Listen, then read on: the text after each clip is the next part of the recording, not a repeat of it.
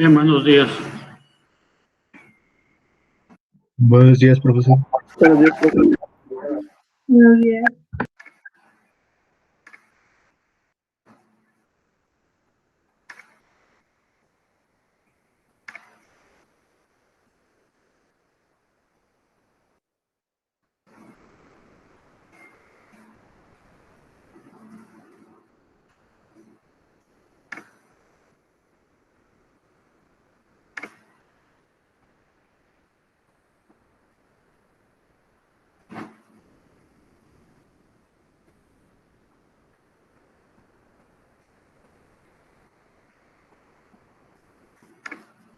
Bueno, como ya había mencionado en una ocasión, pues la intención del curso de modelado y simulación de sistemas dinámicos es preparar lo necesario para los dos cursos siguientes del área de control, el curso de control clásico y el curso de control moderno, adelantándonos un poco, sobre todo por lo que vamos a revisar en la última unidad ya del programa. Pues básicamente la intención, al menos en el enfoque de control clásico, es hacer lo que se denomina el control retroalimentado. Como ya habíamos hablado también en una ocasión, hay sistemas de lazo abierto y hay sistemas de lazo cerrado. Observando el esquema que está en pantalla, pues un sistema en lazo abierto no tiene esta línea, que es una retroalimentación, en este caso una retroalimentación unitaria, y simple y sencillamente se transferiría la entrada R a la salida Y. Básicamente, si no existieran D1 y D2, ahorita vamos a explicar qué son, pues quedarían estos dos bloques C y P en serie. Y bueno, eso es equivalente a un solo bloque, que es el producto de C por P. Entonces ese sería un sistema en lazo abierto. En un sistema en lazo cerrado hay una retroalimentación, o sea, tenemos una referencia y la comparamos contra la salida en todo momento para producir una señal de error. Esa señal de error, pues en este caso es la entrada a un controlador, que es el objetivo del curso de control clásico, diseñar este controlador de alguna manera y generar una entrada de control a la planta, ¿verdad? La entrada de control a la planta puede estar sujeta a una perturbación, digamos, de 1. Esa perturbación, pues, es para el sistema en sí de naturaleza desconocida. La suma de la ley de control más la perturbación entran a la planta P. Esta planta P, en el caso de control clásico, P es una función de transferencia. De hecho, C y P son funciones de transferencia, que ya hemos hablado de ellas. O sea, C y P es el cociente de dos polinomios en la variable S. Entonces, la suma de U y de 1 entran a P, y P en su salida también es afectado por una perturbación 2. Entonces, la salida Y, pues es la suma de la perturbación de 2 más la salida de aquí de la planta, ¿verdad? Entonces, C es el controlador, P es la planta, repito, son funciones de transferencia. Las variables involucradas, pues R es una referencia. Esta referencia puede ser constante en el tiempo o variante en el tiempo. E es una señal de error que resulta de la diferencia entre R y Y. D y 1 y D2 son perturbaciones, U es la entrada de control, Y es la salida. Bueno, observando el esquema, así de manera rápida, pues la salida Y es igual a D2 más lo que sale aquí, pero lo que sale aquí es el producto de P por la suma de U y de 1, ¿verdad? Entonces lo que entre aquí, en cualquier bloque, se multiplica por ese bloque y la salida pues es el producto de lo que entra por la función de transferencia. Entonces, la salida de P es D1 más U. Entonces ahí se suma D2 más P por U más D1, y U es igual al producto de C por E, ¿verdad? De manera directa, por lo que acabo de comentar hace un momento. Y E, pues es la diferencia entre R y Y. Entonces aquí estamos usando retroalimentación negativa, ¿verdad? Entonces esas son relaciones clave en esto que estamos comentando. Bueno, a mí lo que me interesa en esta unidad es saber qué pasa con Y ante diferentes tipos de R, ya sea enlazo abierto o enlazo cerrado. Lo que nos interesa propiamente dicho es enlazo cerrado. Entonces R puede ser cualquier función del tiempo, puede ser una constante, una señal impulso, una señal escalón unitario, una señal rampa, una señal parábola, una señal senoidal, y los tipos de señales que he comentado, que las vamos a ver más adelante, pues son señales que se les conoce como señales típicas de prueba, o sea, porque son señales que modelan de alguna manera las condiciones a las que puede estar sujeto un sistema. Entonces, ¿qué pasa con Y respecto a R? Ese es el objetivo en esta unidad.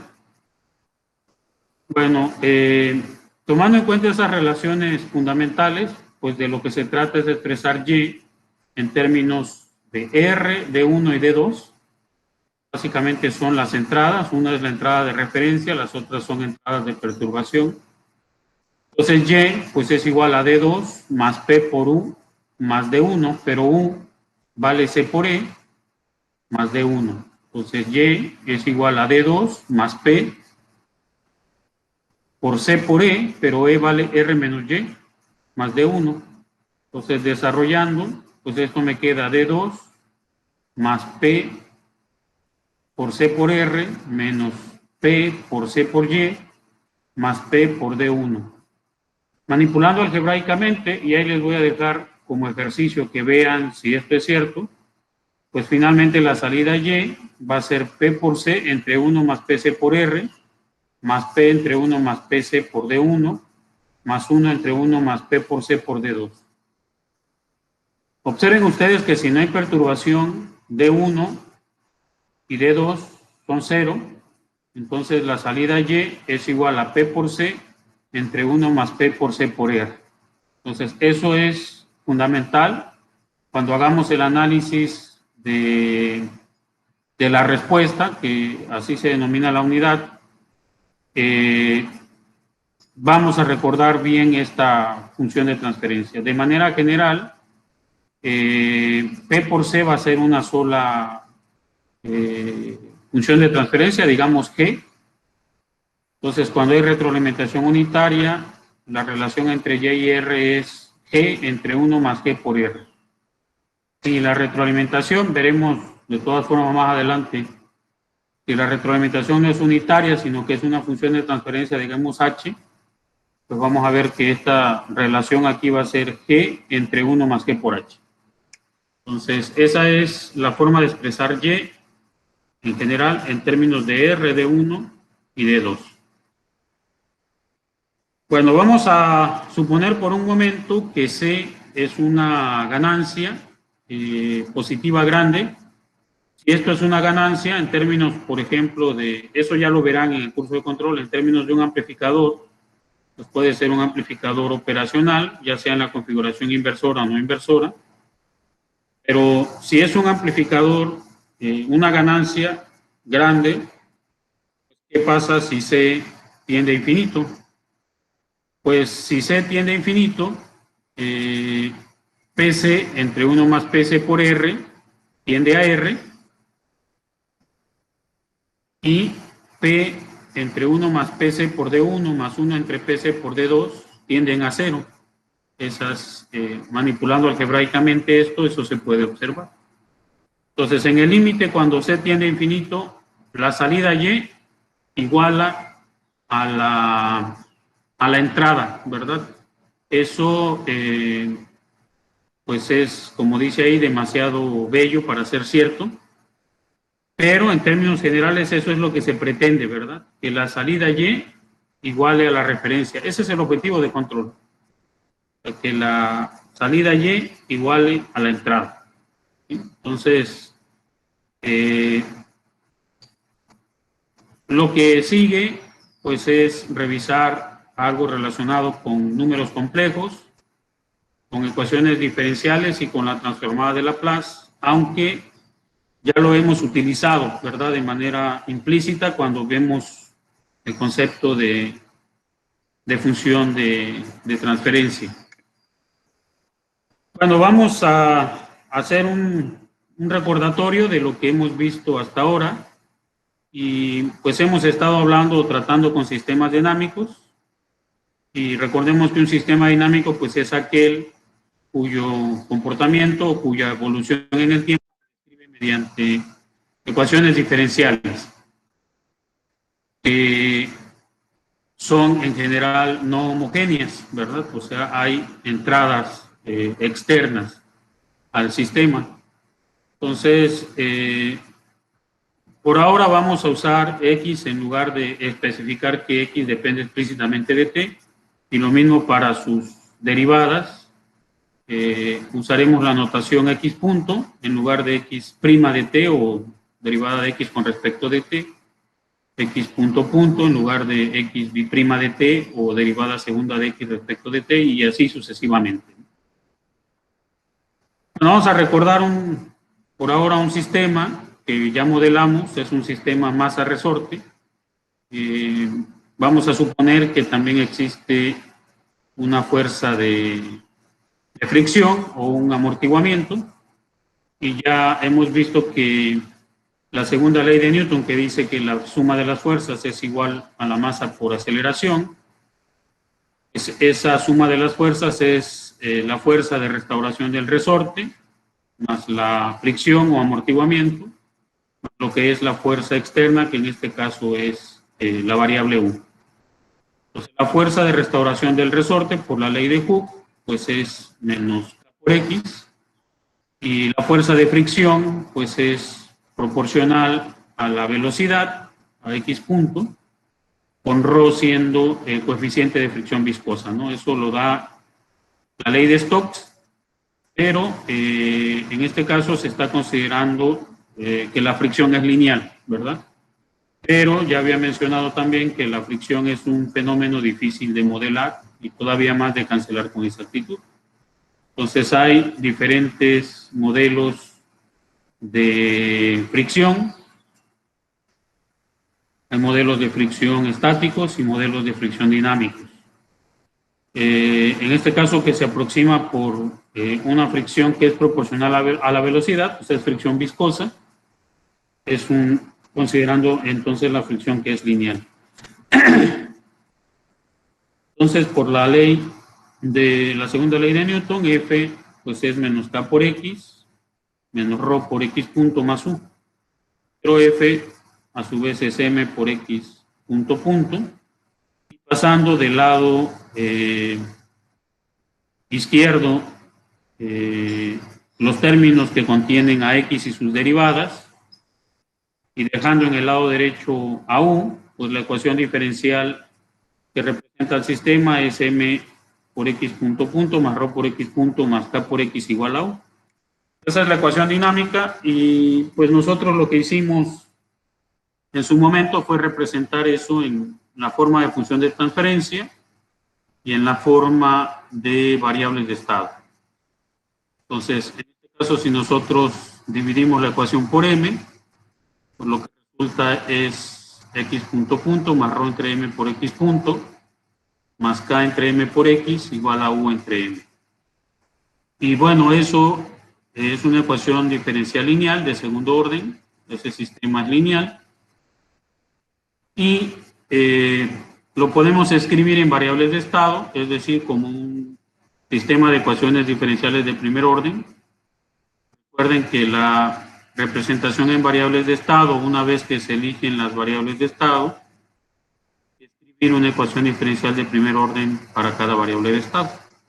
En este caso, la selección natural de variables de estado pues es X y X punto, es decir, el desplazamiento y la velocidad.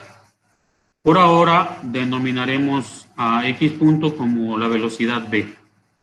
Entonces, si nosotros seleccionamos como variables de estado a X y B, pues la ecuación diferencial de primer orden para la variable de estado X, pues es esta, ¿verdad? X punto igual a B. Y la ecuación diferencial para la segunda variable de estado, que es B, pues es B punto. Sería X punto punto, que resulta de despejar aquí para X punto punto. Entonces, B punto es igual a menos ρ entre M por B, menos K entre M por X, más 1 entre M por U. Aquí lo que podría haber hecho también es que yo haga que X1 sea igual a X y X2 sea igual a X punto. Entonces me quedaría X1 punto igual a X2, X2 punto igual a menos ρ entre M por X2, menos K entre M por X1, más 1 entre M por U. Y bueno, en forma vectorial matricial, pues esta es la representación en variables de estado de este sistema masa resorte amortiguador. Bueno, pues hay que recordar algunas cuestiones fundamentales del álgebra lineal, como la multiplicación matricial y los conceptos de valores propios y vectores propios. Bueno, de manera general, el modelo en espacio de estado de n dimensión, pues el estado ya habíamos dicho que tiene n componentes, digamos x1 hasta xn, y el vector de entrada U tiene m componentes, desde U sub 1 hasta U sub n. Entonces, la ecuación diferencial, la ecuación de estado, de manera general es x punto igual a por x más b por u, pero A es una matriz cuadrada de dimensión n por n, x pues es de dimensión n, B es una matriz de n por m, y U es un vector de dimensión m. En forma resumida, esto es x punto igual a por x más b por u. Nosotros por ahora, va a ser el caso de los siguientes dos cursos, vamos a estar interesados en el caso de una entrada y una salida. Entonces, en ese caso, U es escalar, B es de dimensión n, ¿verdad? A sigue siendo de dimensión n por n, y X es de dimensión n. Bueno, en cuanto a la ecuación de salida, pues el estado sigue siendo de dimensión n, la entrada sigue siendo de dimensión m, y la salida lleva a ser en general una salida que tiene p componentes, desde y1 hasta y sub p, y la salida y sin prealimentación de la entrada va a ser c por x, ¿verdad? Donde c es una matriz de p por n. Como estamos considerando el caso de una entrada y una salida, pues P vale 1, entonces el vector C o la matriz C es un vector de 1 por n, o sea, de una fila y n columnas, ¿verdad? El número de columnas pues es igual al orden del sistema. La representación en variables de estado completa es la ecuación de estado, x punto igual a por x más b por u, y la ecuación de salida y igual a c por x. Entonces vamos a suponer que por ahora solamente podemos medir x1, entonces pues la salida y es x1, y evidentemente el vector c pues es 1, puros ceros, por el vector de estado. Bueno, entonces esa es la representación en variables de estado, y ya habíamos dicho que pues es útil para establecer modelos de sistemas para diferentes tipos de sistemas en una manera unificada, ¿verdad? Entonces, cuando estamos trabajando con modelos en el espacio de estado, pues, ¿qué son los estados y cuáles son las entradas? Bueno, sigamos manteniendo en mente que x punto es igual a por x más b por u, y vamos a ver otro ejemplo que es un circuito RL, muy simple. Recuerden que aquí la selección de variables de estado pues es En un circuito eléctrico, los voltajes en inductores, las corrientes en inductores y los voltajes. Y la selección natural es la corriente I, y hay que escribir una ecuación diferencial de primer orden para esa corriente I. Entonces, aplicando simple y sencillamente ley de Ohm, la ley de voltajes de Kirchhoff, pues menos B sub S más B sub R más B sub L es igual a 0. B sub R, pues por la ley de Ohm es R por I, y B sub L es L por la derivada de I con respecto al tiempo. Entonces, en este caso me queda menos BS más R por I más L por I punto es igual a 0. I punto es igual a, despejando, pues I punto es igual a menos R entre L por I más 1 entre L por BS.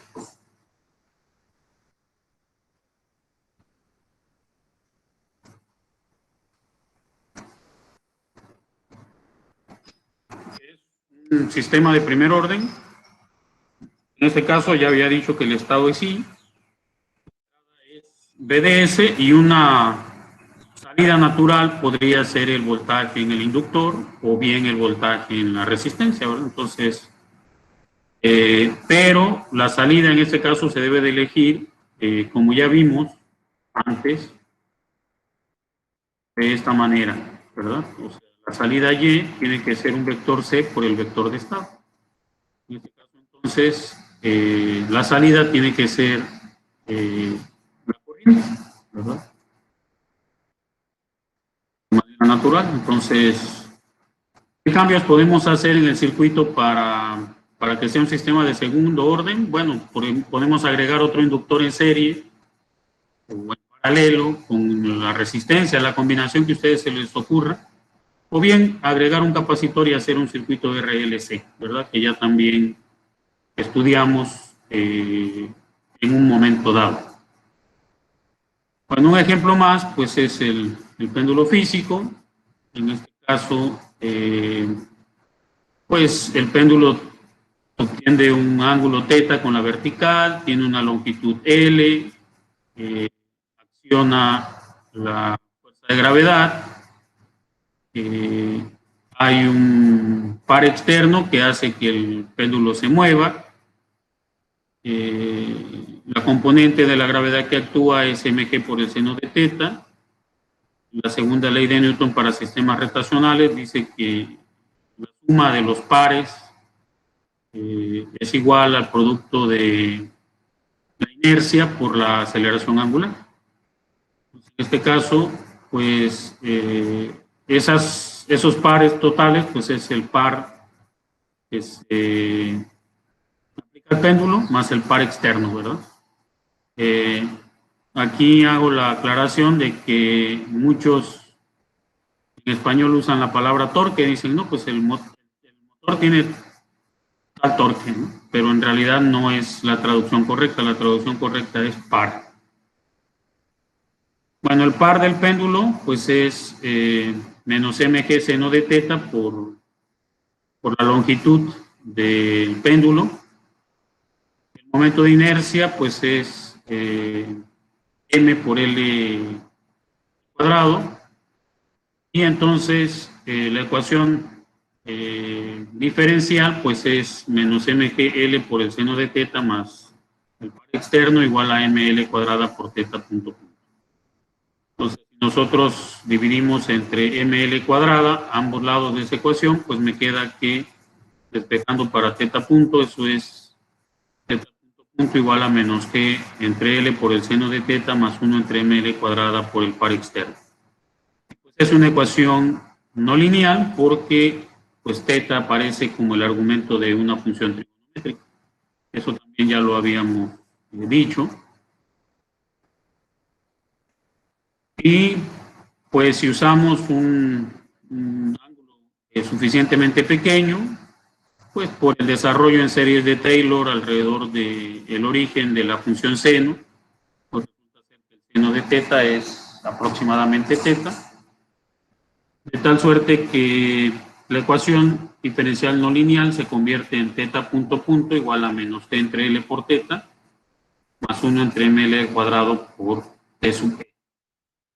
Y si nosotros seleccionamos una variable de estado θ1 como teta y una variable de estado θ2 como teta punto, pues resulta de esta ecuación que teta 2 puntos pues es menos t entre L por teta más 1 entre ml cuadrada por t sub e igual a menos t entre L por teta 1 más 1 entre ml cuadrada por t sub e. Y en forma de variables de estado, pues obtengo esta ecuación, ¿verdad? Teta 1 punto, teta 2 puntos igual a 0, 1, menos t entre L por 0 por teta 1, teta 2, más 0, 1 entre ml cuadrada por t sub e. Esta representación en variables de estado, como ustedes pueden ver, pues no necesariamente está en alguna de las formas canónicas que vimos, ¿verdad? Se asemeja mucho a la forma canónica controlable, pero no llega a ser, porque aquí tendría que ser, en vez de 1 ml cuadrada, debería de ser 1, ¿verdad? Al menos en ese caso, ¿no? Bueno, también vimos, ¿verdad? Recientemente, lo que es la linealización. Y la linealización surge pues del desarrollo en series de Taylor de una función alrededor de algún punto x0. Ya sabemos que la linealización pues es la función evaluada en ese x0 más su primera derivada en x0 por x menos x0 sobre 2 factorial por la segunda derivada evaluada en 0 por x menos x0 al cuadrado más 1 sobre 3 factorial por la tercera derivada evaluada en x0 por x menos x0 al cubo y así sucesivamente. Entonces a mí me interesan eliminar los términos que son de alto orden, del cuadrático en adelante, y dejar solo los dos términos lineales, ¿verdad? Que es f en x0 más f' en x0 por x menos x0. Entonces esa es una aproximación lineal alrededor de algún punto x igual a x0. Bueno, los sistemas de control, como ya vimos, cuando, por ejemplo, hicimos el modelado de sistemas mecánicos por la metodología de Euler-Lagrange, pues salen modelos no lineales.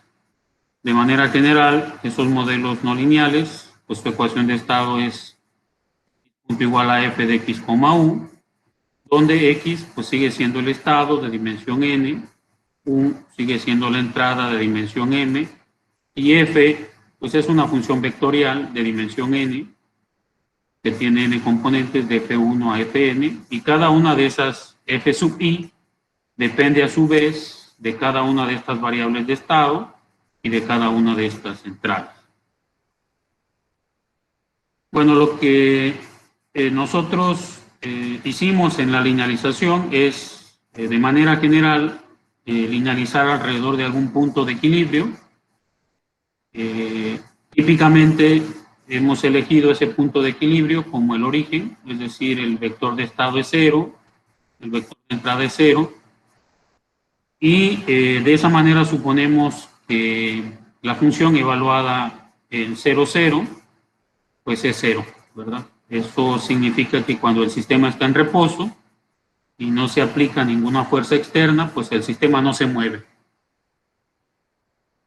Bueno, la aproximación lineal alrededor de ese origen para todos los componentes de f, es decir, de x1 punto igual a f1 de xu, a xn punto de f sub n de xu, pues para cada i igual a 1 hasta n, pues la f sub i, pues se hace su desarrollo en series de Taylor, eso ya lo habíamos visto, f sub i en 0, 0, que vale 0, más la parcial de fi con respecto de x1, evaluada en 0, 0 por x1, hasta la derivada parcial de fi con respecto de xn, evaluada en 0 por xn, y así sucesivamente, ¿verdad?, respecto de las entradas.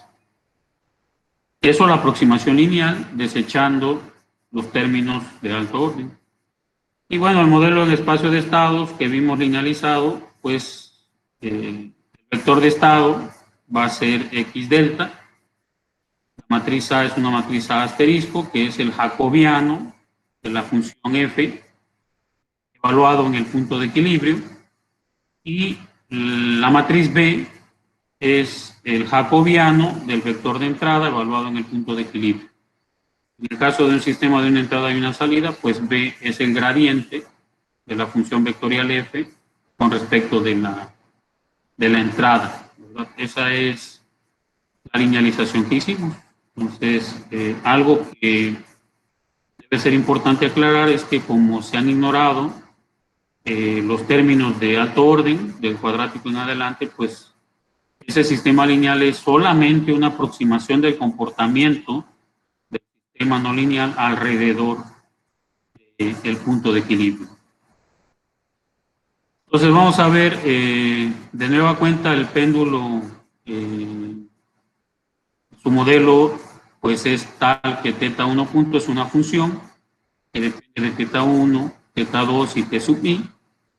Esto es igual a θ2, que ya es una ecuación lineal, y θ2 puntos pues es una función 2 de θ1, θ2 y t sub e, es menos g entre L por el seno de θ1 más 1 entre ml cuadrada por θ sub e. Entonces, la aproximación lineal de F2 alrededor del punto de equilibrio en el origen, pues es tal que tengo que calcular la parcial de F2 respecto de θ1, que es menos g entre L por el coseno de θ1, evaluado en 0, pues eso me da menos g entre L. La derivada parcial de F2 con respecto de θ2 es 0. Y la derivada parcial de F2 con respecto de la entrada, pues es 1 entre ml cuadrado. Entonces, pues me queda exactamente la misma ecuación que cuando hacemos la aproximación que el seno de θ es aproximadamente θ para θ suficientemente pequeño, ¿verdad? Sigue siendo válido para pequeñas desviaciones alrededor del origen. Entonces, estamos recordando solamente cómo hicimos la linealización. Entonces, el procedimiento general para linealizar un sistema es a partir de las ecuaciones de estado no lineales, el punto de equilibrio, fijarnos principalmente en el punto de equilibrio en el que la función vale 0. Y bueno, como ya vimos en algunos ejemplos, los sistemas pueden tener diferentes puntos de equilibrio, que no necesariamente sea el origen, pero si fuera el caso podemos recurrir a un cambio de variable, de tal suerte que denominamos un x barra o x delta como x menos x0 y u barra como u menos u0. Entonces va a haber una función f barra que depende de x barra y u barra, que a su vez va a ser una función que depende de x barra más x0, de u barra más u0, y eso de nueva cuenta lo hacemos a un f de x, u, de tal suerte que el punto de equilibrio de la nueva función pues es el origen, ¿verdad? Bueno, el sistema se calcula el sistema lineal como x punto igual a por x barra más b por u barra, o x delta más b por u delta, donde ya sabemos que a asterisco es la parcial de f, bueno, el jacobiano de la matriz de la función vectorial f, y b es el jacobiano de la función f respecto de u. Repito, en el caso escalar, pues b es un vector, ¿verdad? Es el gradiente de la función vectorial f con respecto de u. Bueno, ¿por qué es preciso que f de el punto de equilibrio sea 0? Bueno, pues se puede hablar de una aproximación lineal de cualquier función suave en cualquier punto x0 como una aproximación. Ya vimos que es la función evaluada en x0 más su primera derivada en x0 por x menos x0, y bueno, f de x0 no necesariamente tiene que ser 0. idea clave es que deseamos aproximar un sistema que es no lineal mediante un sistema lineal va a ser x delta punto igual a por x delta más b por u, y puede, de alguna manera, si el punto de equilibrio no está en el origen, pues hacerse un cambio de coordenadas como ya vimos. Entonces, cualquier sistema lineal, pues debe tener un punto de equilibrio en x, u igual a 0, 0. De hecho, para un sistema lineal invariante en el tiempo, cuando u vale 0, el punto de equilibrio es único en el origen. Si ustedes observan esta ecuación, la última, si es el caso que u valga 0, pues me queda el sistema de ecuaciones homogéneo a por x igual a 0. Ustedes ya saben que eso puede tener una solución única si el determinante de a o a es invertible, ¿verdad? Si el determinante de a es diferente de 0. Bueno, ¿alguna pregunta hasta aquí?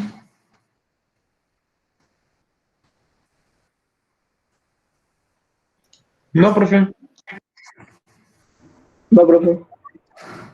Bueno, pues vamos a dejarle aquí por ahora y pues el día de mañana vamos a empezar a ver lo que es el análisis de la respuesta en el tiempo.